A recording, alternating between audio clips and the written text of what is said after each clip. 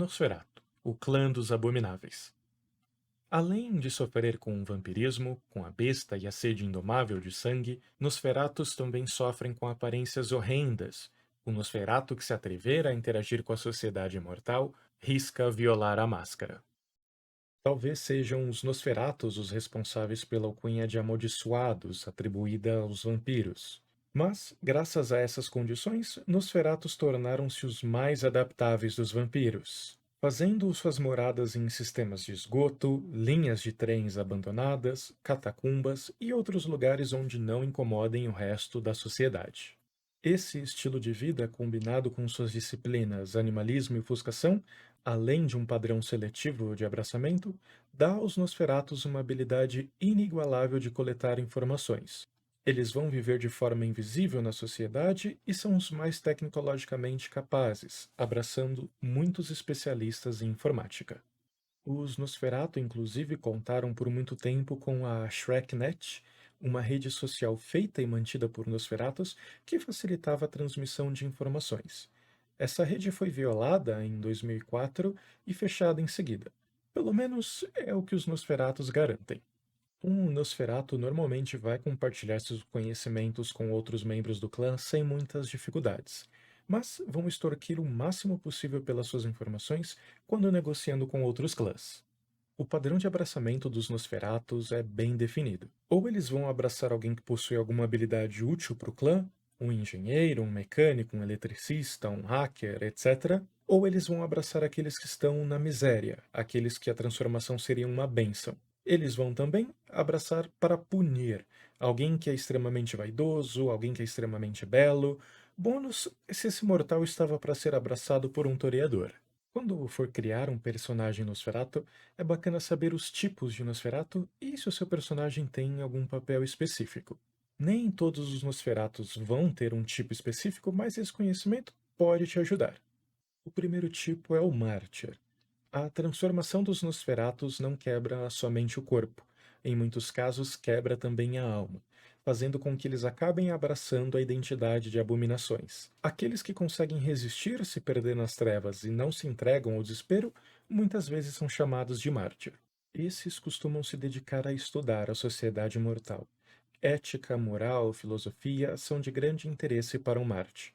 Normalmente, vão facilmente identificar uma mentira, não se deixando julgar pelas aparências e refletindo várias vezes sobre o que foi dito. Alguns Martes vão vestir o manto de herói, defendendo os oprimidos, cuidando dos abandonados e, até se necessário, punindo os injustos. Existem também os Cleópatras, termo tanto masculino quanto feminino, aqueles que foram abraçados como punição por excesso de vaidade.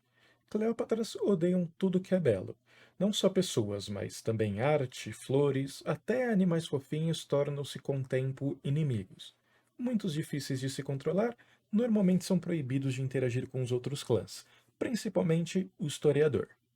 Os fétidos, também chamados de criaturinhas fétidas, aqueles cuja transformação se manifesta de forma extrema, criaturas que nem de longe lembram humanos. Olhos que saltam da face, braços que atrofiam e caem, coluna que enverga e dobra de jeitos impossíveis, os poucos que sobrevivem normalmente não têm nenhum contato com o mundo exterior. Os Fajins, e conhecer a origem desse nome vai te ajudar a entender um pouco quem são. Fagin era um vilão das histórias de Oliver Twist, que aprisionava órfãos e os colocavam para trabalhar em sua rede de crimes.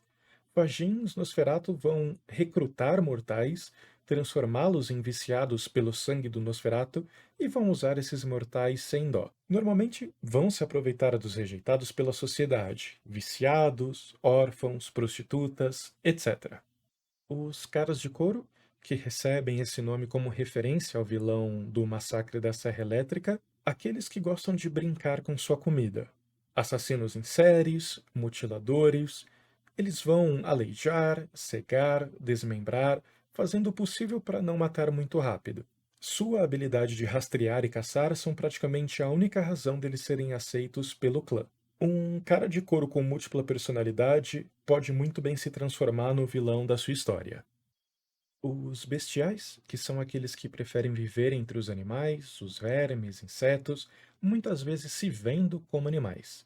Eles normalmente contam com características animais, escamas, penas, bicos, garras, etc.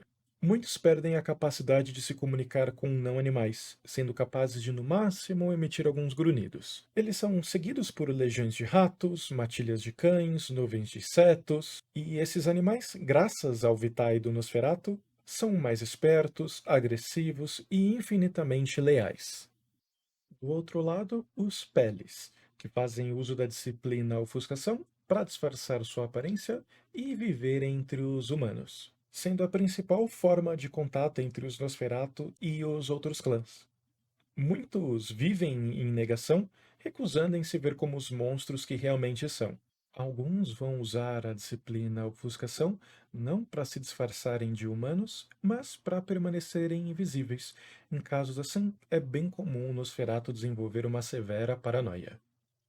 Os mestres do saber, que são os colecionadores de conhecimento oculto, não só do mundo cainita, a maioria vai ter uma especialização. Lobisomens, múmias, demônios, fantasmas, magos, etc. Muitos vão mentir tanto quanto contar a verdade, exagerando o seu conhecimento e criando rumores para valorizar a sua informação. E outro ponto a considerar: Nosferatus valorizam a lealdade ao clã acima de tudo. Aquele que trair o clã não vai viver por muito tempo. A história dos fundadores do clã Nosferatu é bem interessante. Abisbiliard era um ser perfeito, um caçador de extrema habilidade, sábio além de sua idade e talvez o mais belo dos homens a existir. Esses dons que o trouxeram para o mundo cainita. Porém, durante o abraço, uma pequena cicatriz foi criada em seu rosto, o que o encheu de ressentimento e fez com que matasse o seu próprio senhor. Graças a essa traição, Caim amaldiçoou Abismiliard e todos de sua linhagem com a feiura que hoje define o clã. Na época em que essa maldição foi lançada, todos, menos uma das crias de Abismiliard, se mantiveram leais a ele. Essa, que veio a fugir do clã, que ficou conhecida como Matriarca, Medusa, é a responsável pelos Nosferatus de hoje em dia. Aqueles que se mantiveram leais a Abismiliard vieram a ser chamados de Nictuco, que vivem para caçar e matar todos os Nosferatu, tentando limpar a fama de Abismiliard de ser o responsável por essa abominação de clã. Quando forem interpretar um Nosferatu em sua aventura, lembre-se de que eles são, em sua maioria, criaturas mesquinhas. Eles até podem ser educados, polidos, mas eles não vão evitar de pedir com que aquele que precisa de alguma informação, aquele que quer negociar com o Nosferatu, entre dentro do esgosto, se suje, nade por um rio de cocô antes de conseguir o que ele precisa. Da mesma forma, a maioria dos Nosferatu vai ser bem vago quanto ao conhecimento que ele possui, tentando valorizar as informações mesmo se elas não forem tão precisas. Mas dificilmente um Nosferatu vai mentir ou vender falsa informação. Isso é algo que danifica a identidade do clã como um todo. Um recurso bacana para você adicionar na sua história é o Nosferatu Arpia, aquele que vai ter acesso a quase todo tipo de informação, todo segredo sujo e que vai estar disposto a vender por um preço.